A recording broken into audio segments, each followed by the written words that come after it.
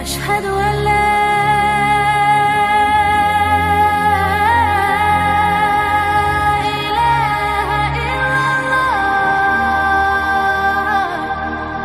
Surah Al-Ghasyiyah ayat ke-17 dan seterusnya.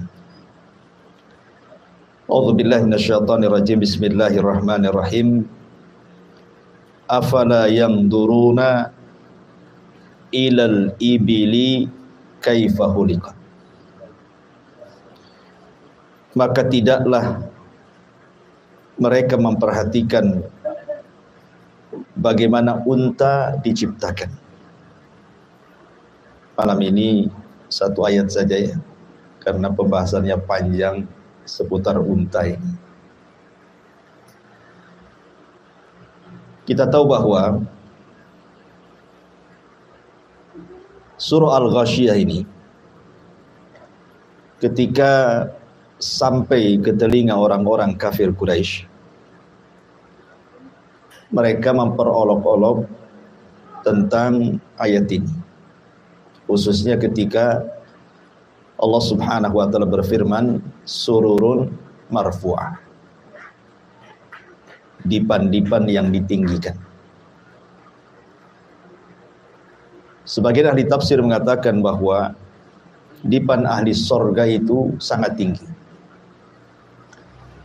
sehingga orang-orang musyrik Arab mereka mengolok-olok tentang dipan sorga. Kalau dipan-dipan sorga itu tinggi, macam mana kita bisa naik ke atas dipan itu? Maka Allah Subhanahu wa taala kemudian memberikan contoh bahwa tidak ada yang mustahil bagi Allah dengan mencontohkan unta. Afala yanzuruna ilal ibili kaifa khuliqat. Tidakkah mereka memperhatikan bagaimana unta diciptakan? Unta ini kalau mau ditunggangi maka pasti dia yabur, pasti dia duduk. Karena enggak mungkin orang naik ke atas unta kecuali unta duduk, baru naik, baru dia berdiri. Artinya kalau unta saja yang jelas-jelas makhluk yang ada di bumi dan kita bisa melihatnya, dia saja bisa duduk supaya kita bisa menungganginya. Apalagi dipan-dipan sorga. Tentu bukan kita naik ke dipan itu, tapi dipannya yang kemudian merendah baru kita naik, gitu maksudnya. Jadi Allah Subhanahu wa taala ingin membantah logika orang-orang Quraisy dengan permisalan unta. Banyak pembahasan yang kita akan bahas seputar unta ini, karena unta ini masuk dalam binatang yang merupakan keajaiban dunia. Dia adalah tanda-tanda kuasa Allah yang tidak ada pada binatang yang lain. Ma'asyiral muslimin yang dimuliakan Allah Subhanahu wa taala, sebelum kita bahas panjang lebar seputar unta ini, kita akan membahas beberapa hikmah dulu kenapa Allah Subhanahu wa taala menciptakan binatang. Kita tahu bahwa penciptaan binatang dibandingkan manusia lebih dulu binatang. Dan itu berdasarkan hadis yang dikeluarkan oleh Imam An-Nasa'i dan juga disahihkan oleh Syekh Nasiruddin Al-Albani rahimahullahu taala dari hadis Abi Hurairah radhiyallahu an. Innallaha khalaqas samawati wal ardi wa ma bainahuma fi sittati ayyamin. Thumma istawa 'alal 'arsy yauma as-sabi.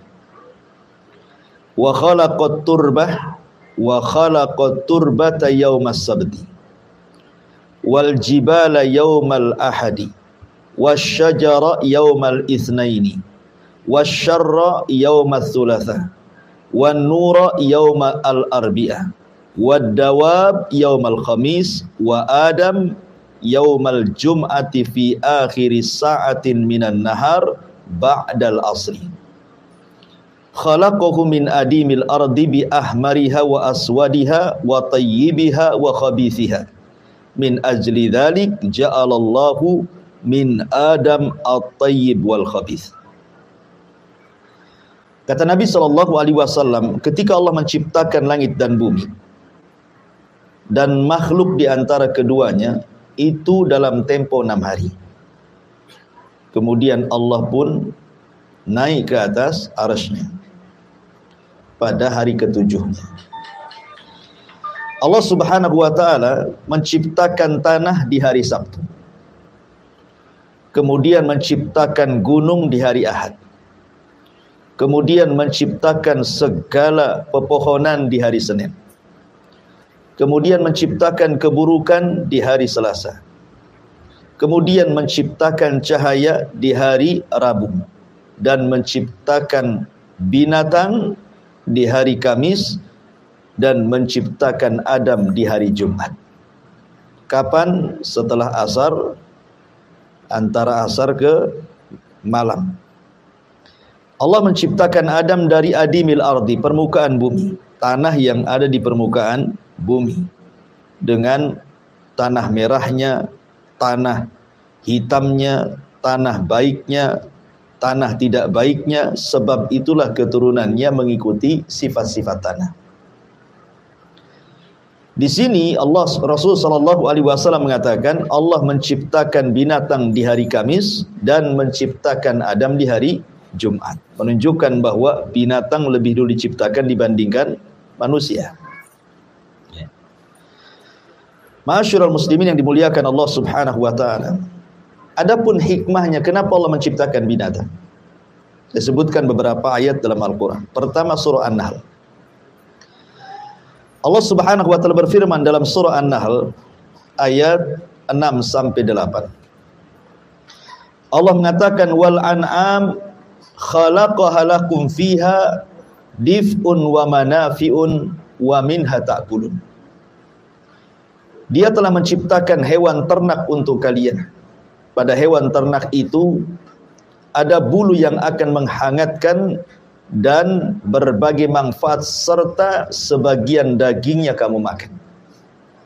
Artinya bulu-bulu binatang kalau zaman dulu, bahkan sampai hari ini pun masih dibuat baju, jaket gitu ya, untuk menghangatkan. Dan dagingnya juga bisa dimakan. Walakum fiha jamalun hina turihuna wa hina tasrahun. Kamu memperoleh keindahan padanya ketika kamu membawanya ke tempat istirahatnya dan ketika melepaskannya. Artinya ada sebagian binatang itu yang dinikmati keindahannya. Seperti orang kenapa memelihara burung kan? Kadang-kadang dinikmati keindahannya saja, entah warnanya, entah suaranya, dan begitu seterusnya. Walakum fiha jamalun wa tahmilu athqalakum ila baladin lam takunu balighin illa bisyikil anfus inna rabbakum laraufur rahim.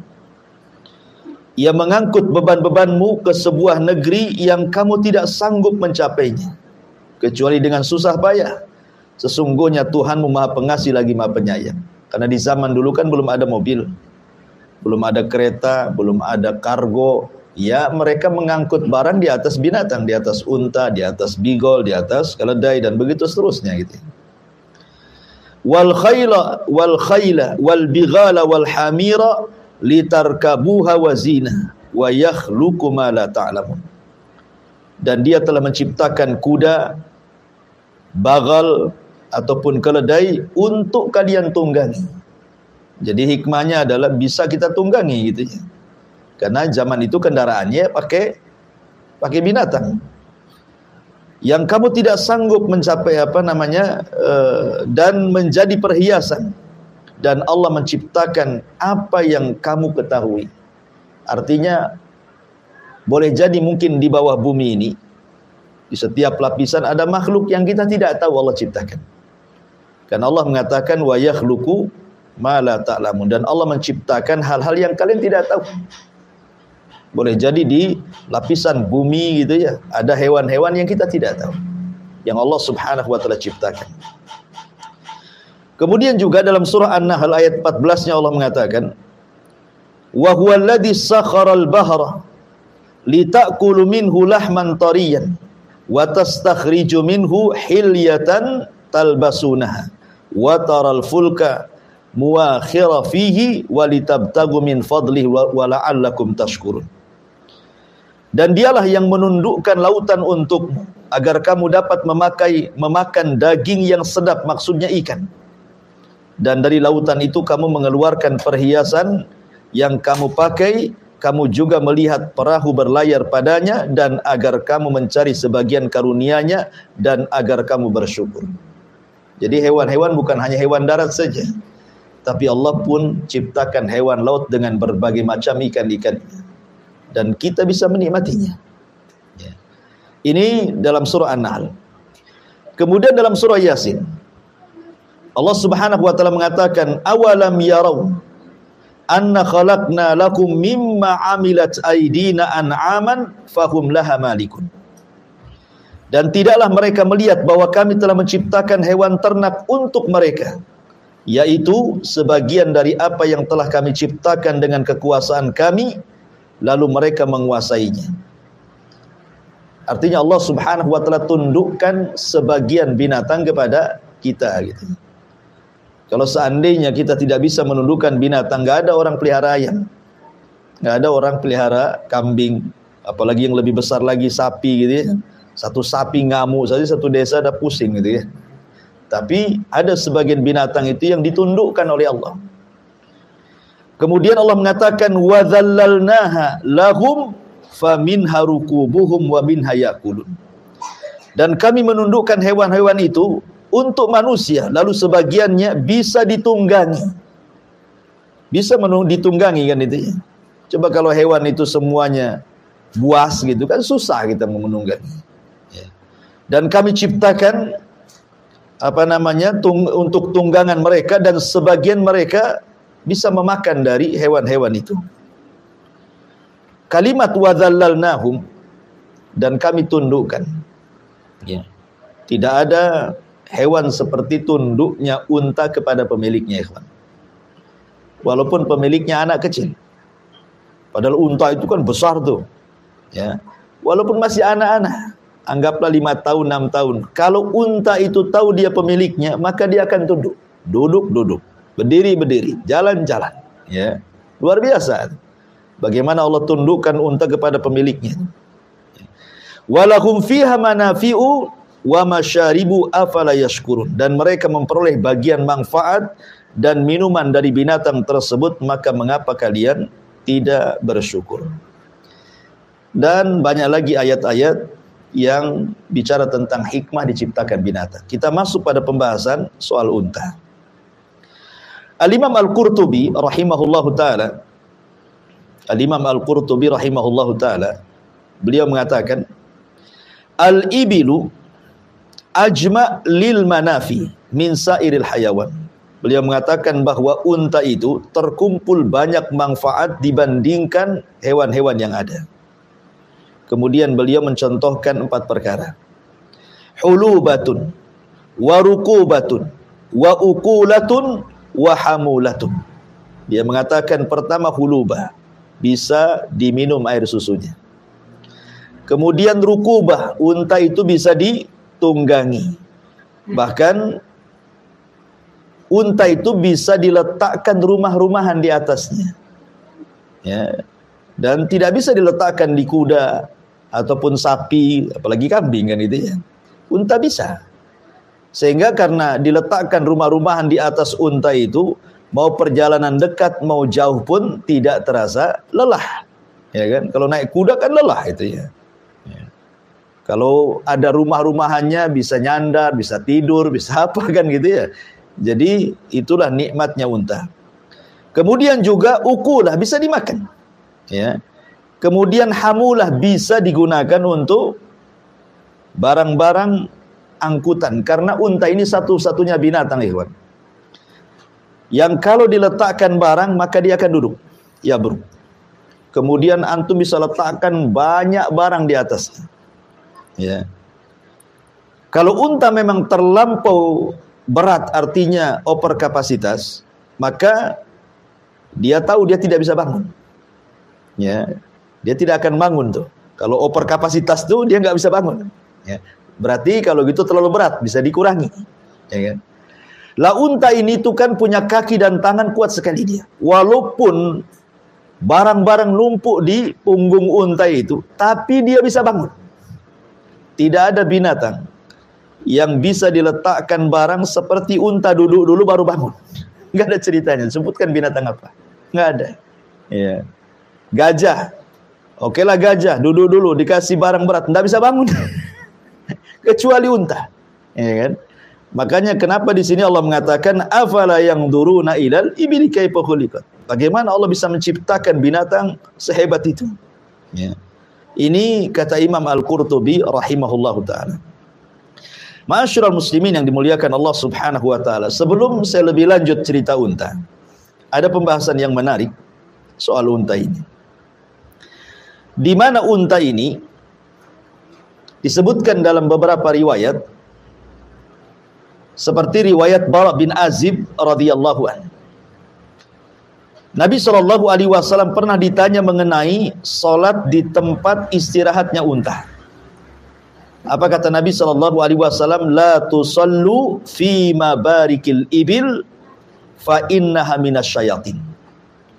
Janganlah kalian solat di tempat menderumnya unta, di tempat istirahatnya unta, karena unta itu tercipta dari syaitan.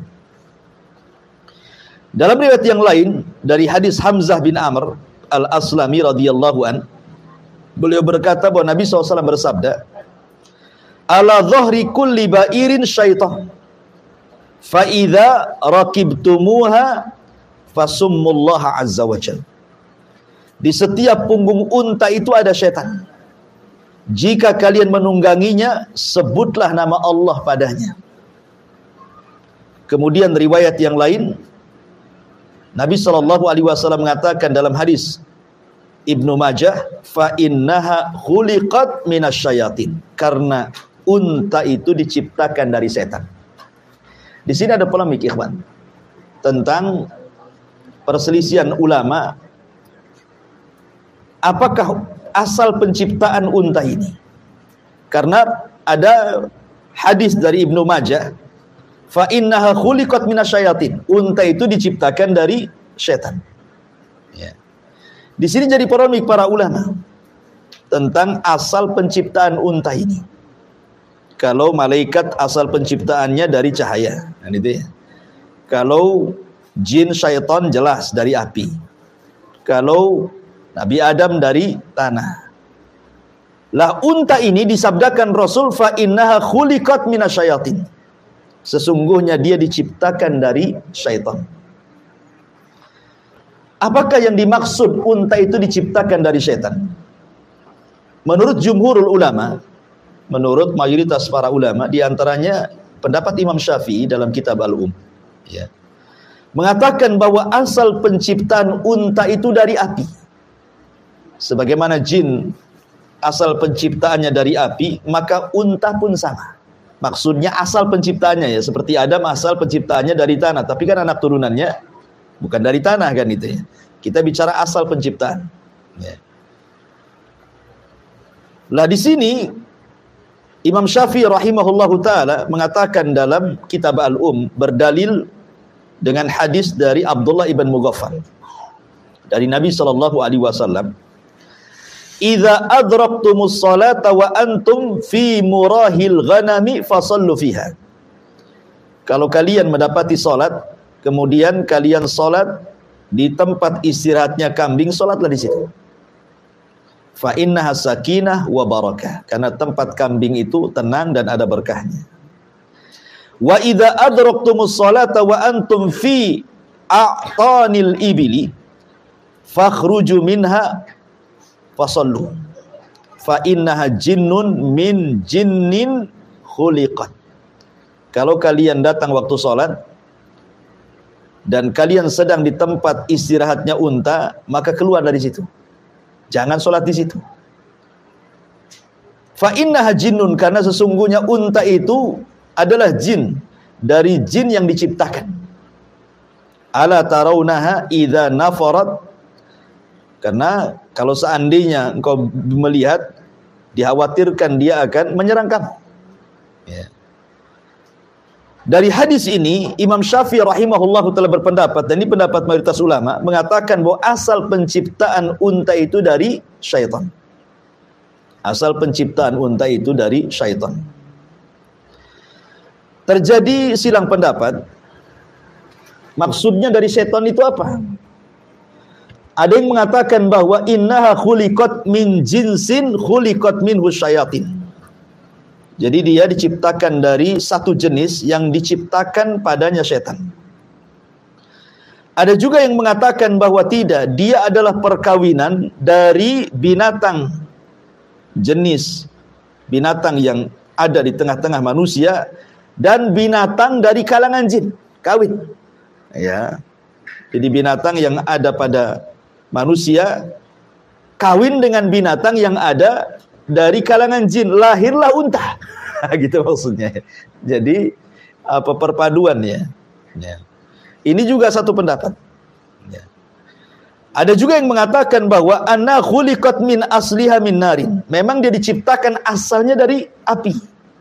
Asalnya dari api. Ini perselisihan ulama soal pendapat yang pertama, ini masih khilaf juga di situ. Tetapi pendapat yang lain bahwa unta itu, nanti saya akan sebutkan perkataan para ulama setelahnya. Pendapat yang kedua bahwa yang dimaksud itu bukan unta itu diciptakan dari setan, dari api, bukan. Tapi maksudnya Rasul melarang tidak boleh sholat di kandang unta itu karena unta itu punya tabiat setan, bukan diciptakan dari setan. Dan saya cenderung kepada pendapat kedua ini. Ya. Apa alasannya? Kenapa maksudnya ketika Rasul mengatakan khuliqat min syaitan, bahwa unta itu diciptakan dari setan, maksudnya tabiatnya, bukan asal penciptaannya dari setan. Ya. Kenapa? Pertama, kita bisa lihat surah An-Nur ayat 45. Allah mengatakan wallahu khalaqa kulla dabatin min ma'in. Faminhum man yamshi ala batni, wa minhum man yamshi ala rijlaini, wa minhum man yamshi ala arba'. Yakhluqullahu ma yasha, innallaha ala kulli syai'in qadir. Dan Allah menciptakan segala sesuatu jenis binatang itu dari air. Maksudnya air di sini menurut ahli tafsir maksudnya air sperma, sama dengan manusia. Ya kan? Dari sperma kan itu. Maka di antara binatang itu ada yang berjalan dengan perutnya, seperti cacing, ular gitu kan, itu kan berjalan dengan perutnya. Ada binatang itu yang berjalan dengan kedua kakinya, seperti ayam, entok, soang gitu ya. Dan ada juga berjalan dengan 4 kaki, kambing, sapi, unta dan begitu seterusnya. Allah menciptakan sesuai kehendaknya dan Allah atas segala sesuatu maha mampu. Artinya bahwa keumuman surah An-Nur 45 menunjukkan bahwa semua binatang termasuk unta, karena unta masuk dalam kalimat dabah, berarti dia diciptakan dari air, bukan dari api. Ini keumuman firman Allah surah Nur ayat 45. Kemudian juga surah Al-Anbiya 30 secara umum Allah mengatakan wa ja'alna minal ma' kulla syai'in hayyin, dan kami jadikan dari air segala sesuatu hidup, termasuk juga unta. Ini alasan yang pertama. Alasan yang kedua, tidak ada ceritanya unta melahirkan setan atau setan melahirkan unta. Kan itu ya. Ada mana ada setan melahirkan unta atau unta melahirkan setan. Ya. Kemudian yang ketiga, Nabi SAW pernah sholat di atas unta. Kalau unta tercipta dari setan, masa Nabi sholat di atas setan? Kan itu ya. Ya. Bahkan menjadikan unta sebagai sutroh dia.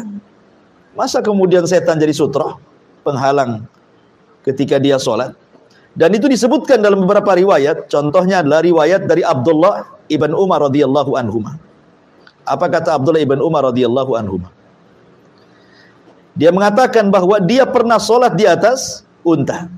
Kemudian ditanya, maka kata Abdullah ibn Umar radhiyallahu anhuma, ra'aitun nabiyya sallallahu alaihi wasallam yaf'alu, karena aku pernah melihat Rasul pun melakukan hal yang sama, maksudnya sholat di atas unta. Kalau unta dari setan ya tidak mungkin lah, masa Rasul sholat di atas setan kan itu ya. Kemudian juga hadis Nabi menjadikan dia sutra. Dalam hadis Abdullah ibn Umar juga, anna nabiyya sallallahu alaihi wasallam shalla ila ba'irihi. Nabi SAW sholat menghadap untanya. Jadi untanya dijadikan sutrah bagi dia. Ya. Ikhwan, kan ada hadis yang mengatakan apabila salah seorang lewat di depan orang sholat, apa kata Rasulullah? Faliyadfa'hu, kan itu ya. Suruh untuk dihindar, ditahan. Ya kan? Kalau dia maksa, falyuqatilhu, perangi dia. Kenapa? Fa innahu syaitan. Karena dia adalah setan kan itu ya. Kalau memang unta itu tercipta dari setan, tentu Rasul akan mengusirnya. Orang yang lewat saja oleh Nabi ditolak kan? Jangan sampai lewat. Karena dianggap setan loh. Kalau unta itu tercipta dari setan, kenapa oleh Rasul jadikan sutra? Kan itu ya.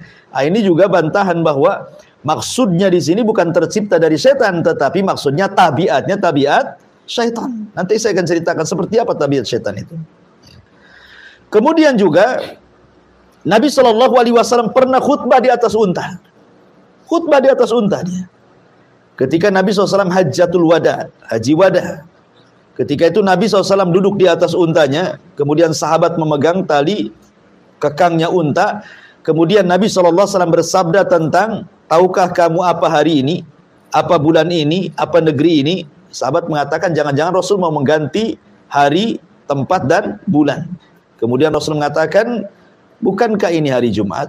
Bukankah ini hari Arafah? Bukankah ini bulan Dzulhijjah? Bukankah ini negeri haram? Kemudian Nabi SAW mengatakan, ingatlah sesungguhnya harta kalian, darah kalian, kehormatan kalian haram, tidak boleh ditumpahkan. Seperti haramnya hari ini, bulan ini, negeri ini, kata Rasul. Artinya Rasul khutbah di atas unta. Kalau memang unta tercipta dari syaitan, ngapain Rasul menunggangi syaitan kan itu ya? Ya. Kemudian yang nomor 5 alasannya, unta bisa dimakan. Bahkan faedahnya nanti saya akan sebutkan macam-macam unta itu faedahnya. Artinya unta bisa dimakan. Kita mengambil perkataan beberapa para ulama. Pertama, perkataan Abu Ubaid Al-Harawi dalam kitabnya Gharibul Hadis. Beliau mengatakan bahwa yang dimaksud unta itu tercipta dari syaitan, maksudnya adalah beliau mengatakan annaha ala akhlaqiha wa tabaiha. Maksudnya akhlaknya seperti akhlak syaitan dan tabiatnya seperti tabiat syaitan. Ini perkataan Abu Ubaid Al-Harawi. Kemudian senada juga disebutkan oleh Al-Imam Al-Khattabi dalam kitabnya Ma'alimus Sunan. Dalam kitabnya Ma'alimus Sunan, maksudnya di sini beliau mengatakan fa innaha minasyayatin, unta itu dari setan. Maksudnya adalah lima fiha minan nufur wasyurud rubbama afsadat alal musalli. Karena unta itu mudah marah. Terkadang dia menyerang orang sholat. Ya. Makanya kemudian tabiatnya disebut tabiat syaitan. Kemudian hal yang sama juga dikemukakan oleh Al-Imam Ibnu Hibban dalam kitabnya Sahih Ar-Risalah. Ya, beliau juga mengatakan bahwa yang dimaksud diciptakan dari setan itu maksudnya tabiatnya. Tabiatnya dari setan, bukan unta tercipta dari syaitan. Maka dari sini kita tahu lemahnya pendapat Imam Syafi'i yang disebutkan oleh beliau dalam kitabnya Al-Um. Ya. Karena begini ikhwan, di masyarakat saja umum lah kita katakan kalau ada anak nakal kurang ajar, ada sebagian orang tua mengatakan udah dasar anak setan.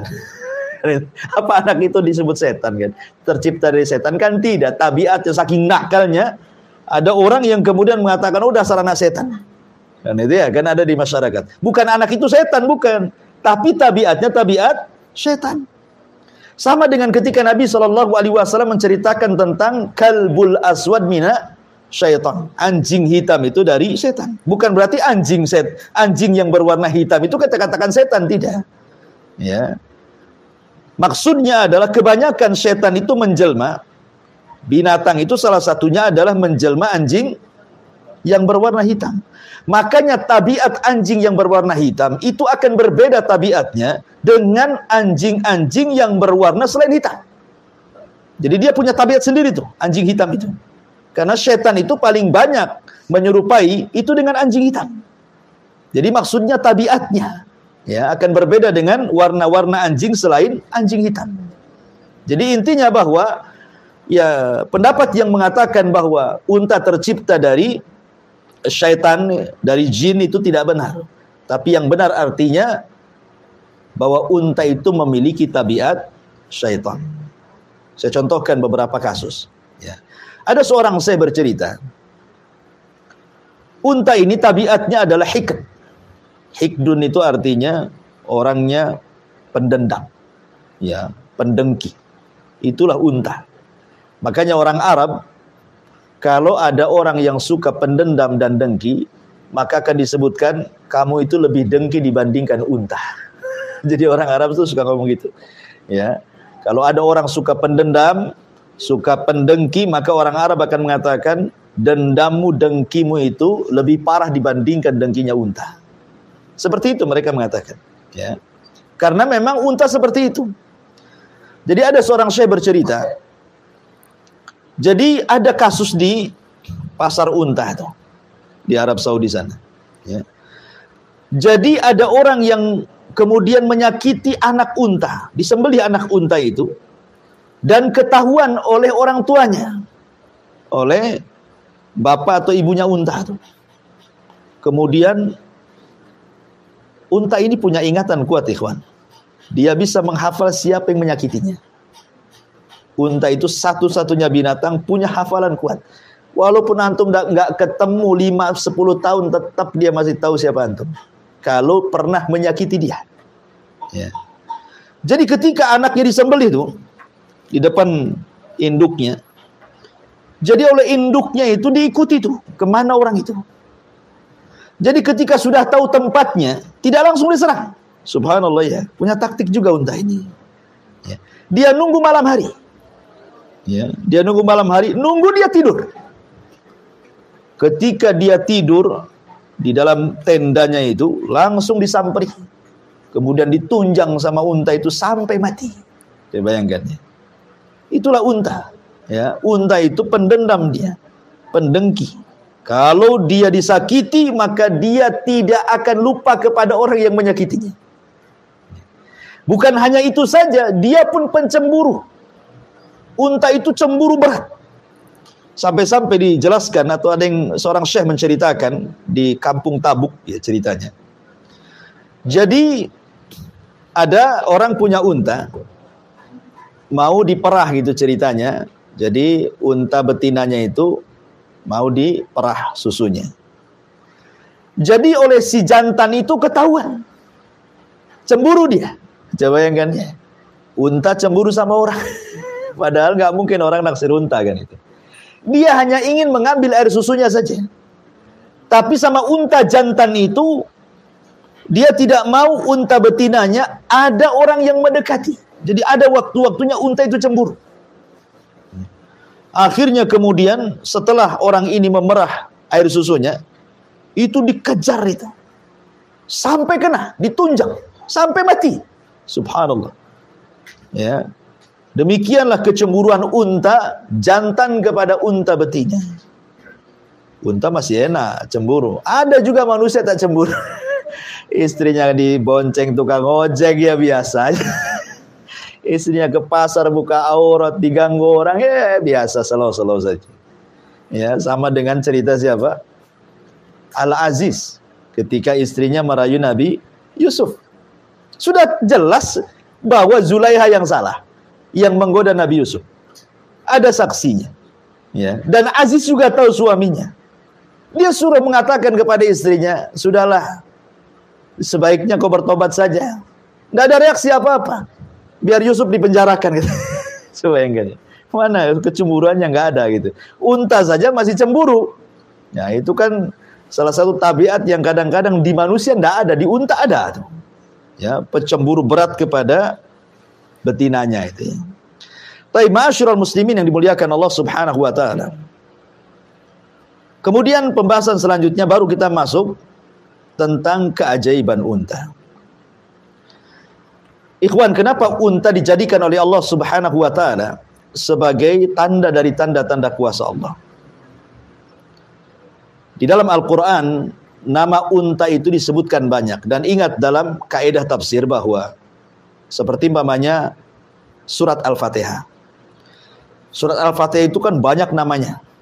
Ya, disebut Asy-Syifa, disebut Ummul Kitab, ya kan? Disebut Ummul Quran, macam-macam lah. Al-Fatihah itu namanya banyak. Kenapa banyak nama? Ketika satu surat banyak nama, berarti surat itu sangat agung. Lah unta juga sama. Al-Quran menyebutkan sampai 12 istilah unta dalam Al-Quran itu. Terkadang Allah menyebut dengan kalimat al-ibil. Seperti Allah katakan dalam surah Al-Ghasyiyah ini, afala yanzuruna ilal ibil. Ya. Terkadang Allah Subhanahu wa taala menyebut dengan kalimat naqah ketika menyebutkan untanya mukjizat Nabi Saleh. Apa bahasa Quran? Naqat hadhihi naqatullah. Inilah untanya Allah kali itu. Disebut juga naqah. Terkadang disebut al-ir. Ya, disebut al-ir. Terkadang disebut al-budn. Seperti Allah mengatakan wal budnah kan itu ya. Kemudian juga terkadang disebut al-jamal. Seperti yang disebutkan dalam surah Al-A'raf ayat 40. Kemudian juga terkadang disebut al-him, seperti yang disebutkan dalam surah Al-Waqiah ayat 55. Kemudian terkadang juga disebut al-ba'ir. Al-ba'ir ya ma'ruf, ba'ir gitu. Kemudian juga terkadang disebut al-an'am, sebagaimana disebut surah An-Nahl. Kemudian bahirah. Terkadang disebut sa'ibah. Terkadang disebut hamah. 4 istilah ini terkandung dalam surah Al-Maidah ayat 103. Jadi banyaknya nama tentang istilah unta menunjukkan unta ini bukan binatang biasa, saking banyak namanya dalam Quran itu. Ya. Karena memang Allah akan, sebagaimana ayat yang kita bahas, afala yanzuruna ilal ibila kaifa khuliqat. Makanya Nabi SAW terkadang, karena unta ini memang satu, dia memang harta yang paling berharga bagi orang Arab itu adalah unta. Ya, harta yang paling berharga bagi orang Arab kala itu adalah unta. Unta itu dijadikan diat, bayar diat. Kalau ada orang yang dibunuh, kemudian tidak kisos, bayar diat. Berapa ekor unta? 100 ekor unta. Kan itu ya. Kemudian mahar, seperti maharnya Rasul kepada Khadijah, pakai unta. Ya kan? Kemudian juga bukan hanya itu saja, Nabi SAW mengistilahkan bahwa unta itu adalah kendaraan yang paling diagungkan oleh orang Arab. Sampai ketika Rasul mengatakan kepada Ali radhiyallahu an, ya Ali, la an yahdiyakallahu rajulan wahidan bika khairun laka min humrin. Naam, wahai Ali, kalau satu orang dapat hidayah lantaran lisanmu, itu lebih baik daripada unta merah. Ya. Kenapa Rasul mengistilahkan unta merah? Karena unta merah adalah unta yang paling disukai orang Arab, yang paling mahal. Ya, mungkin kalau sekarang ini CR-V yang terbaru gitu ya. Karena zaman itu belum ada mobil ya kan. Ya unta lah, ada kelas-kelasnya. Ya unta merah itu kelas paling tinggi kendaraan di zaman itu. Bahkan Nabi SAW terkadang menjadikan pahala itu selalu dikait-kaitkan dengan unta. Contoh umpamanya, Nabi mengatakan, afala yaghdu ahadukum ilal masjid faya'lamu aw yaqra ayataini min kitabillah khairun lahu min naqataini. Kata Rasulullah, tidakkah engkau menyengaja datang ke masjid kemudian membaca 2 ayat saja, itu lebih baik daripada engkau punya 2 ekor unta. Bagaimana kalau 3 ayat lebih baik daripada 3 ekor unta? Bagaimana kalau 4 ayat lebih baik daripada 4 ekor unta? Dan bagaimana kalau banyak ayat jadi hitung dengan untanya? Ya, sampai Rasul mengistilahkan pahala saja dibanding-bandingkan dengan unta kan itu. Atau Nabi SAW ketika bicara tentang orang yang masuk sholat Jumat, ya kan? Apa kata Nabi SAW? Man igtasala yaumal jum'ah Ghaslal janabah, siapa yang mandi di hari Jumat seperti mandi junub. Ada yang mengatakan mandi Jumat itu wajib, ada yang mengatakan sunnah. Ya, Syekh Utsaimin mengatakan wajib. Bahkan Syekh Utsaimin mengatakan aku tidak pernah meninggalkan seumur hidupku mandi wajib Jumat. Ya. Kemudian Rasul mengatakan summa raha, kemudian dia ke masjid dan dia dapat sop pertama. Apa kata Rasulullah? Faka'annama qarraba badanatan, seolah-olah dia berkorban dengan unta. Sop pertama ketika sholat Jumat, seolah-olah Anda berkurban dengan seekor unta. Sop kedua, seolah-olah berkurban dengan seekor sapi betina. Sab ketiga seolah-olah berkorban dengan seekor kambing.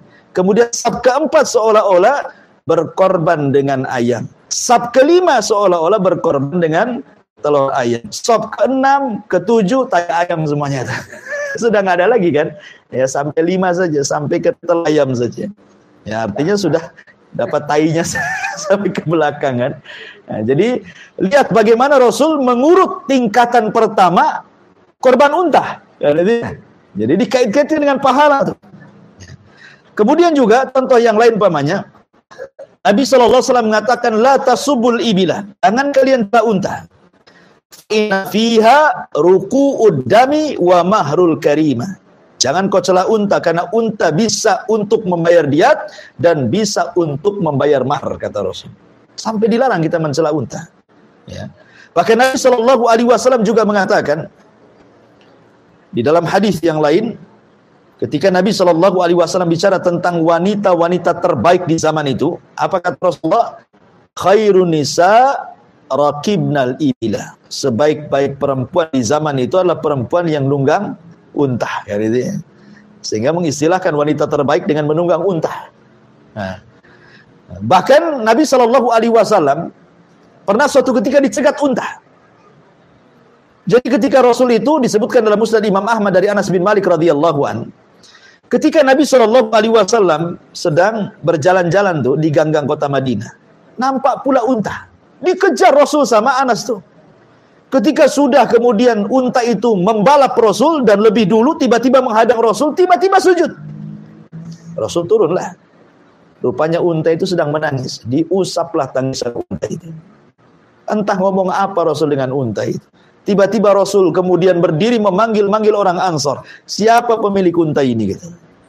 Tiba-tiba ja'afatan minal Ansor, berdirilah anak muda dari Ansor dan mengatakan, ana ya Rasulullah. Rasul marah dan mengatakan, afala tattakillah fi hadhil bahimah allati malakakallahu iya. Tidakkah kau bertakwa kepada Allah dengan untamu ini yang telah Allah kuasakan kepadamu? Lihat dia mengadu kepadaku. Kan itu. Engkau tuji'u wa tud'ibu, menyakiti dan engkau suka melemahkan dia. Kau hanya mempekerjakan tapi tidak merawatnya. Unta ngadu sama Nabi. Ya. Ini luar biasa, ikhwatu fillah, muliakan Allah. Dan banyak cerita-cerita unta di dalam hadis-hadis Nabi SAW. Bahkan Allah jadikan mukjizat Nabi Saleh itu unta juga, yang disebut dengan naqatullah. Adapun keistimewaan unta itu, ikhwan, ini yang menarik kita bahas. Karena ini berkaitan dengan ayat afala yanzuruna ilal ibili kaifa khuliqat. Tidakkah kau lihat bagaimana unta diciptakan? Pertama, kencing unta itu obat. Kencingnya saja itu obat. Bahkan diteliti oleh pakar-pakar kesehatan. Ya, kencing unta itu obat. Makanya kalau antum Allah takdirkan bisa umroh, kan, atau yang pernah umroh kan tahulah, biasanya diajak ke penangkaran unta. Itu sudah berderet itu botol-botol aqua itu warna kuning. Itu kencing unta. Itu di sana dijual beli kencing unta. Ya, bayangkan kencing unta lebih berharga dibandingkan kencing antum. Ya. Jadi obat kencing, dan itu diteliti bisa mengobati banyak penyakit. Bahkan ada satu penyakit yang tidak bisa disembuhkan kecuali dengan kencing unta. Saking hebatnya kencing unta. Ya, memang bau sekali. Ya. Kemudian yang kedua, air susunya juga obat. Air susunya juga obat. Ya, bisa mengobati penyakit gula dan macam-macam. Bahkan dagingnya, daging unta itu daging terbaik. Kenapa? Karena tidak mengandung kolesterol. Tidak mengandung gula. Jadi walaupun makan banyak-banyak daging unta itu nggak akan berat tuh punggung kita itu. Coba antum banyak-banyak makan kambing, leher udah berat kan itu ya. Kayaknya ada beban aja di punggung. Lagi bawa apa gitu ya kan. Orang kolesterol kan di sini rasanya pegal gitu ya. Sebanyak daging unta antum makan nggak akan keluar kolesterol tuh. Luar biasa unta. Dagingnya saja luar biasa gitu. Kemudian juga jangan itu, gajinya lemaknya itu pun obat. Lemak-lemaknya unta itu jadi obat. Kemudian subhanallah, satu-satunya binatang saya katakan tadi bisa duduk mengangkut tunggangannya dan tidak ada pada hewan lain. Dia duduk baru kita naik atau barang-barang kita naikkan baru dia berdiri. Unta itu. Ya. Kemudian juga unta itu kalau dia tahu tuannya, maka dia bisa mencium berkilo-kilo tuh. Jadi penciumannya luar biasa. Tahu dia ada tuannya berapa kilo itu tahu dia. Atau makanannya tahu tuh. Ya. Dan unta itu, kata seorang syekh mengatakan, dia adalah binatang yang paling sabar. Unta itu binatang yang paling sabar. Kalau di musim dingin, dia bisa bertahan 6 bulan tanpa makan dan minum. Gak akan mati. 6 bulan kalau di musim dingin. Kalau di musim panas 3 bulan. Ya. Dia sabar, nggak makan loh, nggak ada makanan, nggak ada minuman. Kalau di musim dingin dia bisa bertahan hidup 1 bulan. Kalau di musim panas 3 bulan. Kenapa bisa seperti itu? Antum lihat unta itu ada punuknya kan? Di belakang itu ada punuk. Apa sih fungsi punuk itu? Fungsi punuk itulah untuk menyimpan air dan makanan. Jadi waktu unta itu minum berliter-liter itu, unta kalau minum banyak dia. Lah, punuknya itulah tempat penyimpanan air dia. Ya, kalau dia makan dikunyah ya makanannya ditaruh di situ. Makanya ajar unta itu walaupun berbulan-bulan nggak akan mati dia. Kenapa? Karena sudah menyimpan minumannya di punuknya itu dan makanannya di situ. Ya, jadi walaupun berbulan-bulan nggak akan mati dia. Dan itu tidak ada pada binatang yang lain. Nah, coba binatang apa? Antum punya peliharaan ikan, antum kasih makan mati. Ya, antum kasih ayam, kurung ayam itu 1 minggu, nggak mati kan itu. Kambing nggak dikasih makan mati. Nah, karena memang mereka tidak punya punuk untuk menyimpan air dan makanan. Unta punya, disimpannya dia di situ. Makanya di musim dingin 6 bulan dia bisa bertahan. Ya. Kalau di musim panas 3 bulan saja dia bisa bertahan. Itu kan luar biasa tuh. Ya, ini siapa yang menciptakan kalau bukan Allah Subhanahu wa ta'ala. Kemudian yang hebatnya lagi, unta itu tidak suka dengan suara yang jelek dan dia suka dengan suara yang indah. Dia tidak suka dicaci, dimaki, tahu dia. Kalau antum maki-maki unta tuh, dia tahu. Dia tidak suka dengan ucapan-ucapan kotor. Karena unta itu maunya dilembuti. Makanya ada sebagian unta itu kalau dibacakan Quran bisa nangis dia. Kita loh dibacakan Quran berhari-hari tak nangis-nangis. Unta dibacakan Quran bisa nangis tuh, bayangkan. Luar biasa. Sampai-sampai di zaman Rasul itu punya budak hitam namanya Anjasah. Anjasah itu penyair walaupun dia budak hitamnya Rasul, tapi dia ahli syair. Ya. Jadi kalau dia sedang bersyair ini, melantunkan kalimat-kalimat yang indah dalam syairnya, itu unta datang dari mana-mana dengerin syairnya itu. Bayar bisa mengundang unta loh, bayangkan. Dari mana-mana datang ingin dengar syairnya, padahal dia nggak paham isinya kan itu. Tapi unta tahu itu kalimat yang baik. Sampai ada kasus ketika Nabi SAW sedang safar. Jadi para wanita itu naik ke rumah-rumahan unta, gitu ya. Lah, Anjasah ini, budaknya Rasul ini, dia ingin menyemangati unta dengan cara apa? Dengan cara bersyair. Ya. Jadi kalau Anjasah bersyair, unta itu makin semangat jalannya, jadi makin cepat, gitu ya. Makanya Nabi SAW disebutkan dalam Bukhari dari Anas bin Malik radhiyallahu an, apa kata Nabi SAW kepada Anjasah itu? Ruwaidaka ya Anjasah, ya saukaka bil qawarir, katanya. Wahai Anjasah, katanya Nabi SAW pelan-pelan karena kamu sedang membawa para wanita. Takut jatuh kan gitu ya. Maksudnya jangan terlampau semangat bersyair. Jadi untanya pun ikut semangat gitu maksudnya ya. Jadi dia terburu-buru jalannya. Ya, kata Rasulullah pelan. Ya. Yang nunggang itu perempuan katanya. Ya, bagaimana unta itu dia suka dengan kalimat-kalimat yang baik. Kemudian juga unta ini ikhwatu fiddin muliakan Allah Subhanahu wa taala. Dia bisa bertahan hidup di cuaca yang sangat dingin, bahkan di cuaca yang sangat panas sekalipun. Kita tahu di Arab itu kalau datang cuaca panas itu ekstrim panasnya. Kalau cuaca dingin ekstrim juga dinginnya, sampai pecah-pecah di sana itu. Ya. Unta bisa bertahan loh di dua cuaca, baik cuaca panas ataupun cuaca dingin. Kenapa? Karena kulit unta itu tebal dan dia berbulu. Ya, subhanallah. Bahkan mulutnya unta itu ada penyaring. Jadi kalau datang musim dingin, dia akan menyaring hawa menjadi panas untuk disalurkan ke otaknya. Kalau cuaca panas, disaring oleh mulutnya jadi dingin ke otaknya. Itu unta juga kan. Luar biasa. Kalau kita kan otak panas dingin tergantung dompet ya. Penuh dompetnya dingin, hilang dompetnya panas. Ini tuh ya. Kalau udah tanggal tuh panas. Intinya bahwa unta ini ikhwatu fiddin dia bisa bertahan seperti itu karena memang kulitnya tebal.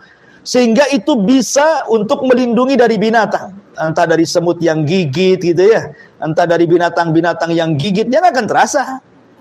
Ya. Kemudian di kaki unta itu dia dari lahir sudah kapalan itu. Jadi lututnya unta itu baik yang depan ataupun belakang itu dan senantiasa basah. Ya, untuk apa? Melindungi kalau unta itu duduk di padang pasir. Jadi dia tidak akan merasakan panas kalau cuaca panas, kalau dia cuaca dingin tidak akan merasakan dingin. Coba bayangkan. Bukan karena banyaknya duduk jadi kapalan, tidak, sejak lahir sudah ada tuh. Sudah Allah sediakan tuh, bayangkan. Sampai seperti itu. Ya, unta itu bahkan telinganya kan kecil unta itu. Dia bisa menutup kalau seandainya datang angin dan berdebu sehingga tidak ada debu masuk telinganya.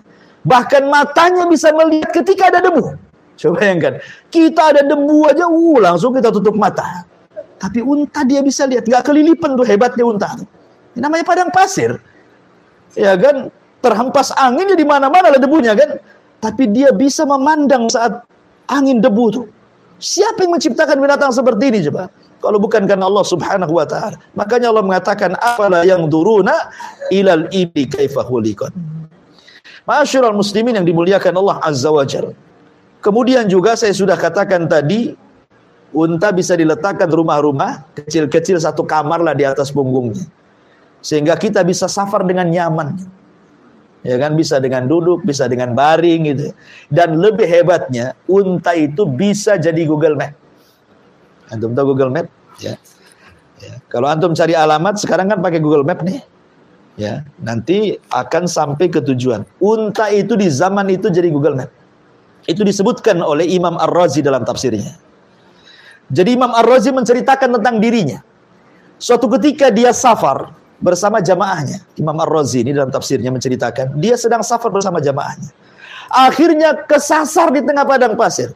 Ikhwan, kesasar di padang pasir beda dengan kesasar di kota. Karena padang pasir ini semua sama.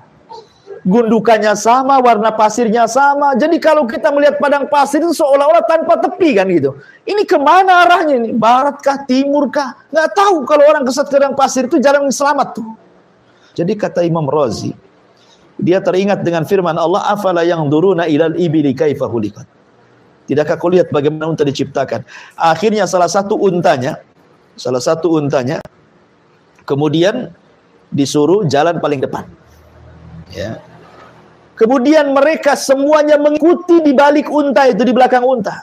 Subhanallah, unta ini tahu jalan pulangnya. Unta ini tahu jalan pulangnya sampai kemudian kata Imam Ar-Razi, kami pun sampai ke kampung kami. Bayangkan coba kan. Unta tahu loh jalan pulangnya. Jadi kalau unta ini, kita naik unta ke padang pasir itu, sejauh kemana gitu, kita mungkin sudah tahu. Lain kalau kita jalan di sini kan bisa kita kasih tanda, oh di sini ada mall di sini. Nanti saya tandai, oh di sini ada rumah sakit, di sini ada sekolah. Lah padang pasir apa? Antum mau nandai apa? Pohon pun tidak ada. Kalau antum umpamanya tandai pasirnya dengan digores, sebentar lagi kena angin hilang lagi. Kan itu ya. Tapi unta walaupun bekas kakinya sudah terkubur tuh, dia bisa tahu jalan pulangnya. Coba bayangkan. Ingatannya kuat. Siapa yang ngasih ilmu Google Map ini kepada unta coba? Dan itu diceritakan oleh ulama Imam Ar-Razi dalam tafsirnya. Nah, ini kan luar biasa. Makanya Allah mengatakan, afala yanzuruna ilal ibili kaifa khuliqat. Masyaallah muslimin yang dimuliakan Allah Subhanahu wa taala. Kemudian juga saya sudah katakan tadi, dia mampu bertahan hidup berbulan-bulan. Kuat ingatannya. Ingat, kalau ada yang menyakiti dia, jangan sampai lolos tuh. Gak akan lolos dia. Ya. Dia akan ingat siapapun yang menyakiti dia. Ingatannya luar biasa. Ya. Kemudian juga bukan hanya itu saja, dia tidak akan melupakan orang yang menyakitinya. Dan dia juga pecemburu, saya sudah katakan tadi. Bahkan disebutkan bahwa unta ini qudratul ibil ala tahammulil ju'i wal atshi. Dia bisa bersabar, menahan lapar, menahan dahaga. Bahkan yang lebih mengherankan, air apapun bisa diminumnya. Mau air lautan bisa diminumnya. Dan ada penyaringnya di mulutnya. Mau air yang rasanya pahit sekalipun diminum dia. Ya. Apalagi air tawar. Tidak semua binatang itu bisa sembarang kasih minum kan itu ya. Coba antum punya peliharaan kucing. Kasih jamu. Nggak mau dia. Apalagi di situ ada pahit-pahit. Dilepehkan sama kucing. Ya. Tapi unta itu mau air asin diminum dia. Mau air tawar, mau air pahit diminum dia. Subhanallah. Kenapa bibir unta itu agak ke depan? Gigi unta itu tak banyak di depan itu. Tapi bibirnya agak ke depan. Karena itu unta bisa memakan daun-daunan, bahkan ranting-ranting yang berduri sekalipun dia bisa makan.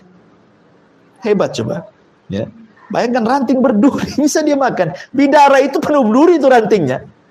Dimakan dia nyantai aja, nggak ada yang nubles sana nubles sini. Coba bayangkan. Ya, mulutnya itu semana dia bisa loh makan ranting yang banyak durinya itu. Ya nggak tersakiti itu. Luar biasa. Kita aja makan ikan tongkol gitu yang banyak banyak durinya gitu ya. Satu aja nusuk. Wah, itu udah luar biasa. Antum ngepal nasi itu ya, supaya ditelan betul-betul itu. Jadi unta itu sampai seperti itu Allah Subhanahu wa taala beri kuasa gitu. Ma'asyiral muslimin yang dimuliakan Allah Subhanahu wa taala. Bahkan disebutkan kaki unta ini kan dia dua gitu ya, kan jeber gitu ya. Artinya dia bisa berjalan di padang pasir. Kalau manusia ini kadang-kadang pasir itu nembus dia. Kalau pasirnya agak lembek kan belebes bahasa kitanya ya. Tapi unta tidak. Hebat dia. Ya, bayangkan. Kemudian kalau dia berjalan, tuh perhatikan coba di YouTube tuh. Ya. Dia berjalan, kalau kaki depannya yang kanan maju, maka kaki kirinya juga maju. Kaki kanannya sama-sama kanannya maju. Ini juga sama-sama kirinya maju. Nah, gitu dia. Jadi bukan silang-silang, tidak. Yang depannya yang kiri maju, yang belakang juga yang kirinya maju. Nah, modelnya bersamaan gitu unta itu ya kan. Kenapa? Untuk keseimbangan jalan tuh. Luar biasa unta ini. Ya, jadi memang Allah Subhanahu wa taala berikan kelebihan kepada unta. Makanya Allah Subhanahu wa taala mengatakan di sini, afala yanzuruna ilal ibili kaifa khuliqat. Ya. Ma'asyiral muslimin yang dimuliakan Allah Subhanahu wa taala, ini di antara kehebatan unta. Lah ketika Allah Subhanahu wa taala mengatakan afala yanzuruna ilal ibili kaifa khuliqat, seolah Allah Subhanahu wa taala ingin katakan, siapa yang menciptakan hewan sehebat ini? Ya, yang tidak ada pada hewan yang lainnya. Dan Allah Subhanahu wa taala contohkan unta dan tidak mencontohkan hewan-hewan yang lain. Karena saya katakan tadi, banyak sekali manfaat pada unta. Salah satunya adalah dari segi kesehatan.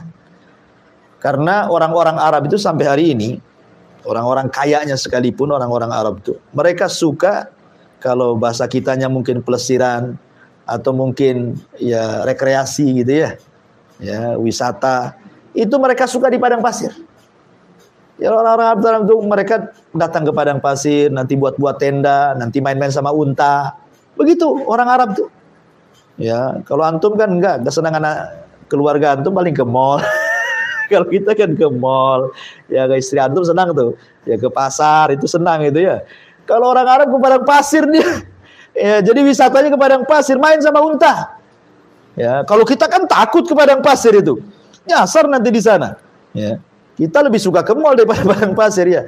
Karena memang orang Arab itu mereka suka. Makanya Quran itu ketika menyebutkan dua perkara kebiasaan orang Arab itu, pertama apa? Bicara tentang nahl. Ya, bicara tentang kurma dan bicara tentang unta. Dua perkara inilah yang selalu disebut dalam Al-Qur'an.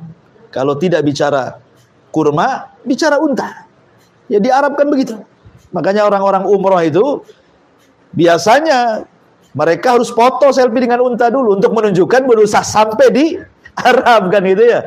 Kalau bisa itu naik unta dulu, selfie dengan unta dulu, keinjak unta dulu, baru kemudian datang fotonya tuh, lihat saya sampai di sini. Kalau nggak gitu nggak sampai di sana. Ya. Intinya bahwa memang kebiasaan orang Arab seperti itu, suka dengan unta. Karena memang unta ini juga binatang yang saya katakan binatang ajaib yang tidak ada pada binatang-binatang yang lainnya. Makanya Allah mengatakan afala yang duruna ilal ibili kaifa khuliqat. Wallahu a'lam bishawab. Saya kira satu ayat saja. Taib, sebelum saya tutup, kalau ada yang bertanya silakan. Kalau kita makan daging unta itu memang kita perlu wudhu lagi ya? Gimana? Memang perlu wudhu lagi. Oh iya. Pertanyaan yang bagus tentang masalah orang yang makan daging unta. Ada hadis yang mengatakan kalau makan daging kambing tidak perlu berwudu. Tapi kalau makan daging unta disuruh berwudu. Walaupun ini khilaf ulama, ada yang mengatakan tidak berwudu, ada yang mengatakan berwudu. Kan itu. Alasannya apa? Karena tadi kita sudah jelaskan alasannya, karena unta itu tabiatnya dari syaitan. Dan syaitan itu tercipta dari api. Artinya membawa panas di badan. Ya. Sama dengan orang marah. Kalau orang lagi marah, kata Nabi SAW, salah satu solusinya apa? Wudu. Berwudu kan? Orang marah itu. Kalau marah berdiri, suruh duduk. Marah duduk, suruh baring.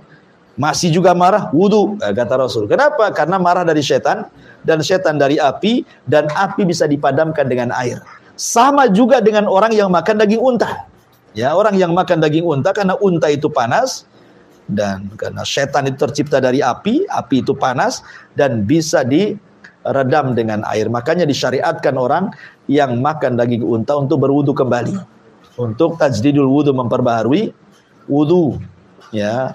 Jadi itu rahasia kenapa makan daging unta itu disyariatkan untuk berwudu. Wallahu a'lam. Ya, ada lagi?